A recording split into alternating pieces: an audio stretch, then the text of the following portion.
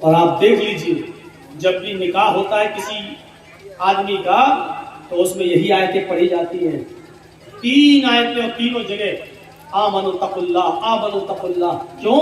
کیونکہ انسان کی پوری زندگی اللہ سے، تم شادی تو کر لیے، ایک پرائی لڑکی اللہ کے کلمے کے ذریعے اب تمہارے اوپر حلال ہو چکی ہے، اس کا جسم یہاں تک کہ اس کی شرمگاہ بھی تمہارے لیے حلال ہو چکی ہے۔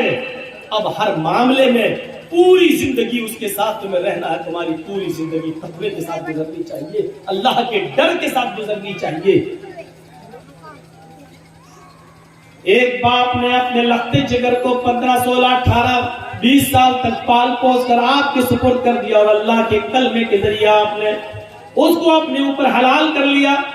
اب اس کی پوری زندگی کی ذمہ دار آپ ہیں۔ اللہ کے اس کلمے میں جو تقوی کی باتیں کہی گئی ہیں، اس تقوی کے ساتھ اپنی زندگی گزارتے رہیے، آپ کو پتا چلے گا امام کائنات جناب محمد رسول اللہ صلی اللہ علیہ وسلم کی اس زندگی پر جو امام بخاری رحمت اللہ علیہ نے نقل کیا صحیح بخاری کے اندر۔ میرے بھائیو، اللہ کے رسول اپنی بیوی اما عائشہ، اپنی بیوی عائشہ صدیقہ کی گود میں سر رکھ کر لیٹے ہوئے ہیں، اچانک ایک کام یاد آ جاتا ہے۔ آپ اپنی خادمہ، کام کرنے والی نوکرانی خادمہ کو آواز دیتے ہیں، لیکن وہ آواز سننے کے باوجود نہیں آتی ہے۔ آپ نے 3 بار آواز دی لیکن وہ نہیں آتی ہے۔ اللہ کے نبی کہتے ہیں عائشہ دیکھو وہ کہاں چلی گئی۔ حضرت عائشہ نے حجرے کا دروازہ کھولا تو کیا دیکھتی ہے؟ وہ تو باہر ہی بیٹھی ہوئی ہے خادمہ، اور چھوٹے سے بکری کے بچے کے ساتھ کھیل رہی ہے۔ یہ واقعہ سنا رہا ہوں آپ کو۔ اس واقعے کو سننے کے بعد بڑی سے بڑی گنڈا گردی کرنے والے اور بڑے سے بڑے کرمنل مزاج کے آدمی اپنی زندگی کے بارے میں ایک بار سوچیں گے ضرور کہ ہماری حیثیت کیا ہے۔ امام کائنات جناب محمد رسول اللہ کا یہ حال ہے تو ہم جو ایک دوسرے کی ہم ایک دوسرے کی زمینوں پر جو ناجائز قبضے کیے بیٹھے ہیں، ایک دوسرے کے مال کو ناجائز طریقے سے قبضہ کیے بیٹھے ہوئے ہیں، ایک دوسرے پر ہم گنڈا گردی کر کے اس کی پراپرٹی زمین و جائیداد کو اپنے نام کیے ہوئے ہیں، ایک بار وہ سوچنے پر مجبور ضرور ہوں گے۔ چھوٹے سے بکری کے بچے کے ساتھ وہ لڑکی کھیل رہی ہے، وہ خادمہ کھیل رہی ہے۔ حضرت عائشہ نے کہا تمہیں محمد رسول اللہ نے 3 بار آواز دی، کیا تم نے نہیں سنا؟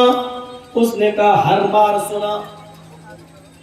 اس زمانے کی لونڈیاں اور خادمائیں بھی کتنی سچی ہوا کرتی تھی، اگر وہ چاہتی تو کہہ سکتی تھی نہیں میں نے آواز نہیں سنی۔ نہیں آواز تو سنیے، پھر تم کیوں نہیں آئی؟ کہ میں بکری کے بچے کے ساتھ کھیل رہی تھی اس لیے نہیں آئی۔ حضرت عائشہ نے اللہ کے نبی کو بتا دیا کہ اس نے آپ کی 3 بار آواز سن لی لیکن نہیں آئی۔ آپ کو غصہ آیا، آپ لیٹے تھے، آپ باہر آئے، آپ نے پھر تصدیق کی۔ دیکھیے اپنی بیوی کی بات پر بھی کان نہیں دھرا، بیوی سچی تھی لیکن پھر بھی آپ نے کہا تحقیق کر لیں۔ آئے لونڈی، آئے خادمہ، میں نے تجھے پہلی بار آواز دی، کیا تو نے سنا؟ اس نے کہا ہاں۔ دوسری بار آواز دی، کیا تو نے سنا؟ کہا ہاں۔ تیسری بار کی آواز دی، کیا تو نے سنا؟ اس نے کہا ہاں۔ حضرت عائشہ نے بتا دیا تھا کہ اس نے 3 آوازیں سنی پھر بھی نہیں آئی، لیکن پھر بھی تحقیق کر رہے ہیں۔ یہ واقعہ ہمیں اس طرف اشارہ کر رہا ہے کہ کوئی بھی آدمی آپ کے تعلق سے کچھ بھی بات کہہ دے کسی کے تعلق سے تو فوراً اس کی بات پہ یقین مت کر لینا۔ ایک بات آپ کو بھی حق ہے کہ وہ تحقیق اس کی تہ تک جانا، ہو سکتا ہے کہ وہ کسی کی نظروں میں اچھا بننے کے لیے جھوٹ بول رہا ہو، آپ اس کی تحقیق ضرور کر لینا۔ اللہ کے رسول صلی اللہ علیہ وسلم نے عائشہ صدیقہ کی بات سننے کے باوجود اس لونڈی سے تحقیق کر لی۔ اس کے بعد کہا پھر بھی تم نہیں آئی؟ سر نیچے کر لیا اس خادمہ نے۔ کیوں نہیں آئی؟ کوئی جواب نہیں تھا۔ کیا جواب ہے؟ کوئی جواب ہے؟ کوئی جواب نہیں۔ اللہ کے رسول کو مزید غصہ ہے۔ بخاری شریف کی حدیث کے الفاظ تو یہ کہتے ہیں کہ آپ کی آنکھیں سرخ ہو گئی غصے میں۔ ایک نہیں 3 بار آواز دی پھر بھی نہیں آئی، تو آپ کے کان میں جو مسواک لگی ہوئی تھی، مسواک رکھتے تھے، اذان کا ٹائم ہوا جلدی سے مسواک کی اور فوراً مسجد کے اندر داخل ہو گئے، تو وہ مسواک جو کان میں لگی ہوئی تھی آپ نے اس مسواک کو نکالا اور سنو لال بتھا پاکستانی کے جوانوں سنو، صاحب گنج اس علاقے میں رہنے والوں سنو، برسوں سے گنڈا گردی کرتے ہوئے چلے آ رہے ہو، سنو، برسوں سے اپنے من موافق زندگی گزار رہے ہو، سنو، اللہ کے نبی صلی اللہ علیہ وسلم نے وہ مسواک ہاتھ میں لی اور اس لونڈی کی طرف تان لی، ایسے کر کے اس کی پیٹھ کی طرف لے گئے اور مارنا چاہا، ہاتھ اٹھایا، مسواک چھوٹی سی، کتنی لگتی اس سے، کتنی زور سے چوٹ لگ سکتی تھی، کچھ نہیں، مسواک اٹھا ایسے کیا، مارنا چاہا، ایسے کیا اور اس کی پیٹھ تک لے گئے لیکن مارا نہیں، وہی روک دیا، ایسے کیا بس، لیکن مارا نہیں، آنکھوں میں آنسو آ گئے اور یہیں سے واپس چلے اور اپنے حجرے میں آ گئے، کچھ نہیں کہا اس لونڈی سے۔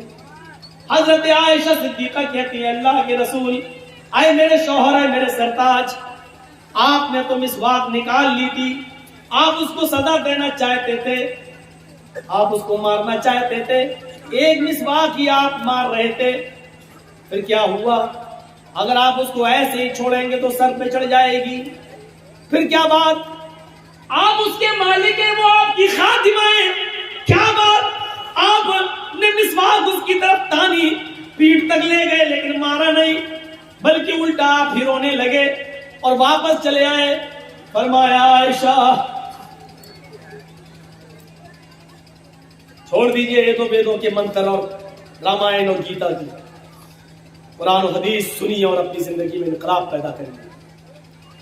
کوئی ضروری نہیں ہے ویدوں کے منتر پڑھنے سے، شوق تو اچھا تو لگ سکتا ہے لیکن معاف کیجئے گا فائدہ کچھ نہیں ہوگا آپ کی زندگی میں، جو قرآن و حدیث سننے سے فائدہ ہوگا۔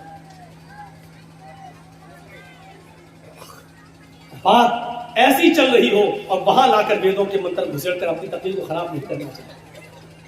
سنیے عائشہ، مجھے غصہ آیا، میں نے مسواک لی اور میں نے مارنا چاہا، جیسی میں نے مسواک تان کر اس کی طرف اٹھائی اور مارنے کے لیے اس کی طرف بڑھایا، فوراً اللہ کے سامنے جواب دینے کا تصور میرے دماغ میں آ گیا۔ اے محمد صلی اللہ علیہ وسلم، جتنی طاقت آپ کو اس لڑکی کی اوپر ہے، جتنی قدرت آپ اس لڑکی کی اوپر رکھتے ہیں، اس سے زیادہ قدرت اللہ رب العالمین آپ کی اوپر رکھتا ہے۔ میں نے سوچا کہ اس کو ایک لکڑی مار دوں، ایک مسواک کی ہلکی سی چوٹ اس کو مار دوں، لیکن میرے دل میں یہ تصور آیا، اے محمد تم اس کو جو مار رہے ہو ایک ہی مسواک سے ہی، لیکن کہیں ایک مسواک کا مارنا کہیں اس کی غلطی سے زیادہ نہ ہو جائے، اس نے اگر اتنی بڑی غلطی نہ کی ہو اور آپ نے اس کو ایک مسواک مار دی، اس کی غلطی سے زیادہ اگر یہ سزا ہو گئی تو کل قیامت کے دن آپ اپنے رب کو کیا جواب دیں گے؟ یہ وہ ہستی اللہ کے سامنے جواب دینے سے ڈر رہی ہے جس کے بارے میں کچھ کہا ہی نہیں جا سکتا۔ جنت میں مقام محمود، اور اللہ کے نبی فرماتے ہیں فرض نہ جب بھی اذان ہو تو میرے لیے دعا مانگا کرو اور مقام محمود کا سوال کیا کرو، مجھے امید ہے کہ اللہ رب العالمین وہ کسی ایک بندے کو دے گا اور مجھے امید ہے کہ وہ مجھے دے گا۔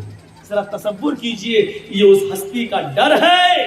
ہم نے تو کتنوں پر ظلم کیے ہوں گے، کتنوں کو گالیاں دی ہوں گی، ماں بہن کی گالیاں، کتنوں پر ظلم و زیادتی کے پہاڑ توڑے ہوں گے، باوجود اس کے کہ ہم جانتے ہیں کہ ہم غلط ہیں، پھر بھی چونکہ ہم سماج کے اندر پاورفل ہیں، ہمارا کون کیا کرے گا، اور اسی وہم و نشے میں، اسی وہم و گمان میں اور اسی پاورفل ہونے کے نشے میں ہم لوگوں پر ظلم کرتے چلے جاتے ہیں، ہم غریبوں پر ظلم کرتے چلے جاتے ہیں۔ علامہ ذہبی نے کتاب القبائر کے اندر ایک واقعہ نقل کیا، سنو، علامہ ذہبی نے کتاب القبائر کے اندر ایک واقعہ نقل کیا ہے کہ ایک غریب آدمی دریا کے کنارے بیٹھ جاتا تھا اور مچھلی کا شکار کرتا تھا، ایک دو مچھلی اس کو مل جایا کرتی تھی، وہ اس مچھلی کو بازار میں بیچ کر اپنے بیوی بچوں کا پیٹ پالا کرتا تھا۔